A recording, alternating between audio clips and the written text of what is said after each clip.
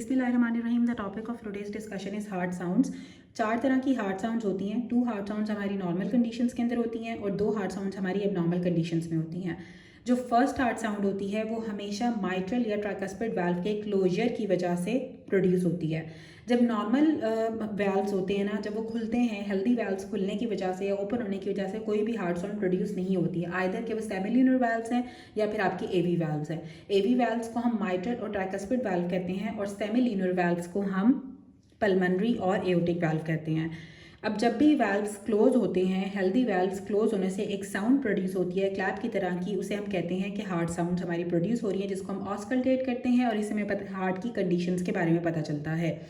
जो first heart sound होती है इसमें आपकी माइट्रल और ट्राइकस्पिड वाल्व का क्लोजर होता है और इसमें जो आपके हार्ट की कार्डिक साइकिल के अंदर आइसोवॉल्यूमेट्रिक कॉन्ट्रैक्शन होती है। क्या आपके वेंट्रिकल्स का वॉल्यूम नॉर्मल होता है, लेकिन कॉन्ट्रैक्शन की वजह से आपका जो है माइट्रल और ट्राइकस्पिड वाल्व क्लोज होता है, जिसकी वजह से फर्स्ट हार्ट साउंड प्रोड्यूस होती है।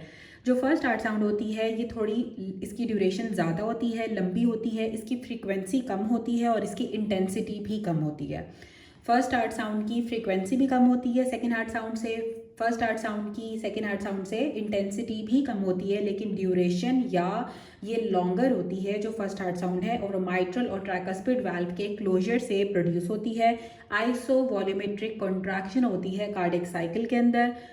सेकेंड हार्ट साउंड हमारी ये भी नॉर्मल हार्ट साउंड है और ये एओर्टिक और पल्मनरी वाल्व के क्लोजर से प्रोड्यूस होती है। ये सेमिल्यूनर वाल्व जब क्लोज होते हैं तो सेकेंड हार्ट साउंड प्रोड्यूस होती है। ये कार्डिक साइकिल में जब आपकी आइसोवॉल्यूमेट्रिक रिलैक्सेशन होती है, जब आपके वेंट्रिकल्स रिलैक्स करते हैं लेकिन वाल्व्स क्लोज होंगे तो सेकेंड हार्ट साउंड प्रोड्यूस होती है। अब सेकेंड हार्ट साउंड कभी कभी स्प्लिट कर जाती है जब आप इंस्पायर करते हो। जब आप ब्रीथ इन करोगे, इंस्पायर करोगे, तो ऐसा होता है कि जो पल्मनरी वाल्व होता है वो बाद में क्लोज होता है as compare to aortic valve. Aortic valve पहले क्लोज हो जाता है, पल्मनरी वाल्व थोड़ी देर के बाद क्लोज होता है इंस्पिरेशन के दौरान, जिसकी वजह से सेकेंड हार्ट साउंड स्प्लिट हो जाती है। That is completely normal. Second heart sound की फ्रीक्वेंसी ज़्यादा होती है और इंटेंसिटी भी ज़्यादा होती है, लेकिन ये शॉर्टर होती है as compare to the first heart sound. First heart sound और सेकेंड हार्ट साउंड को हम इसलिए कंपेयर करते हैं क्योंकि ये दोनों नॉर्मल हार्ट साउंड है। जो पहली हार्ट साउंड थी वो लंबी होती है, लॉन्गर होती है। जो सेकेंड हार्ट साउंड होती है वो फ्रीक्वेंसी में ज़्यादा होती है और इंटेंसिटी में ज़्यादा होती है, लेकिन ड्यूरेशन में छोटी होती है और इसमें आइसोवॉल्यूमेट्रिक रिलैक्सेशन होती है और एओर्टिक और पल्मनरी वाल्व के क्लोज होने की वजह से सेकेंड हार्ट साउंड आती है। अब जो थर्ड हार्ट साउंड होती है ना, ये बच्चों के अंदर ये वेंट्रिकल्स की रैपिड फिलिंग की वजह से होती है और बच्चों के अंदर नॉर्मल होती है। बच्चों के अंदर जो थर्ड हार्ट साउंड होती है ना वो नॉर्मल होती है, लेकिन वेंट्रिकल्स जब तेज़ी से फिल होते हैं तो हमें थर्ड हार्ट साउंड मिलती है। इसी वजह से इसको हम वेंट्रिकुलर रिदम या फिर गैलोप रिदम भी कहते हैं। थर्ड हार्ट साउंड को वेंट्रिकुलर रिदम या गैलोप रिदम इसलिए कहते हैं क्योंकि इसमें वेंट्रिकल्स तेज़ी से फिल होते हैं, तो हमें एक थर्ड हार्ट साउंड मिलती है जो बच्चों में नॉर्मल होती है लेकिन एडल्ट्स में एबनॉर्मल होती है। और अगर लेफ्ट वेंट्रिकल की हाइपरट्रॉफी हो जाए तो भी हमें थर्ड हार्ट साउंड मिलेगी। माइट्रल रिगर्जिटेशन और हार्ट फेलर वाले पेशेंट्स में हमें थर्ड हार्ट साउंड मिलती है। अब हमें third heart sound mitral regurgitation में मिलती है, हार्ट फेलर वाले पेशेंट्स में मिलती है। ये ऐसे भी आता है कि गैलोप रिदम हमें हार्ट फेलर में मिलता है, वेंट्रिकुलर रिदम हमें हार्ट फेलर में मिलता है या माइट्रल रिगर्जिटेशन में मिलता है, और लेफ्ट वेंट्रिकल की हाइपरट्रॉफी में हमें थर्ड हार्ट साउंड मिलती है। और इसमें आपके वेंट्रिकल्स की रैपिड फिलिंग होती है। बच्चों के अंदर थर्ड हार्ट साउंड नॉर्मल होती है, एडल्ट्स में एबनॉर्मल होती है। जो फोर्थ हार्ट साउंड होती है वो ऑलवेज एबनॉर्मल ही होती है। जब आपको हाइपरट्रॉफिक ऑब्स्ट्रक्टिव कार्डियोमायोपैथी हो जाती है तो फोर्थ हार्ट साउंड आती है और ये एट्रियल सिस्टली में हमें मिलती है जो फोर्थ हार्ट साउंड है। इसको हम एट्रियल गैलोप इसीलिए कहते हैं क्योंकि हमें ये एट्रियल सिस्टली में मिलती है। इसको हम एट्रियल क्लिक भी कहते हैं और ये हमें हाइपरट्रॉफिक ऑब्स्ट्रक्टिव कार्डियोमायोपैथी में मिलती है। हार्ट साउंड होती है वो जब एट्रियल फिब्रिलेशन वाले पेशेंट्स के अंदर वेरिएबल हो जाती है और QRS कॉम्प्लेक्स के फ़ौरन बाद हमें जो है फर्स्ट हार्ट साउंड मिलती है, या ECG के ऊपर जब QRS कॉम्प्लेक्स एंड होगा तो हमें फर्स्ट हार्ट साउंड मिलती है। और क्योंकि जब QRS कॉम्प्लेक्स होता है ना, आपके वेंट्रिकल्स की कॉन्ट्रैक्शन को शो करता है, डीपोलराइजेशन को शो करता है।